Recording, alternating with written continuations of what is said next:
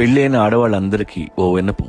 జీవితంలో పర్ఫెక్ట్ తండ్రి ఉండొచ్చు, పర్ఫెక్ట్ తల్లి ఉండొచ్చు, పర్ఫెక్ట్ డ్రైవరు, పర్ఫెక్ట్ నర్సు దొరుకుతారేమో గానీ పర్ఫెక్ట్ హస్బెండ్ ఎక్కడ ఉండడు. It's myth.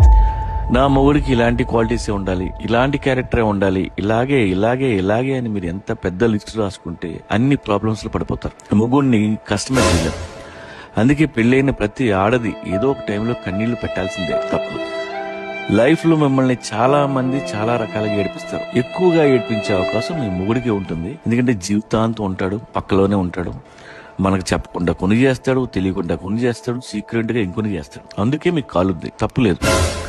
కానీ అవే తప్పులు మీ నాన్న కూడా చేస్తాడు. ఎన్నిసార్లు మీ అమ్మ ఏడ్చిందో గుర్తు తెచ్చుకుంది.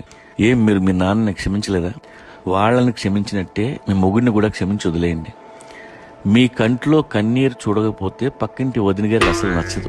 ఆవిడ చెప్పే మాటలు విని అనవసరంగా మూడుతో గొడవపడద్దు. పోనీ ఆవిడ మొగుడు ఏమన్నా శ్రీరామచంద్రుడా? కాదే. అందరి పెళ్లాల కంటే ఎక్కువ ఏడ్చింది రాముడి పెళ్ళమే. మొగుడు ఎంత గొప్పడు అయితే భార్యకి అన్ని కన్నీళ్లు వస్తాయి. ప్రతి దేవుడు వాళ్ళ భార్యని నేర్పించిన వాళ్లే. పెళ్ళాం కంట తడిపెట్టించిన ఒక్క దేవుడి పేరు చెప్పండి. మొగుడు వల్ల కొంత ఏడుస్తారు, వేరే ఆడదాని వల్ల ఇంకొంత ఏడుస్తారు. మీకు ఏడవడం వచ్చని తెలిస్తే అందరూ మిమ్మల్ని ఏడిపిస్తారు. అవసరం. అందుకే మీరు సుఖంగా ఉన్నట్టు దయచేసి ఏ పిన్ని గారికి చెప్పొద్దు. కనిపించినప్పుడల్లా కష్టాలు చెప్పండి. అమ్మయ్య, దీని జీవితం కూడా నాలాగే సంకనాగుతుంది స్వామి, అది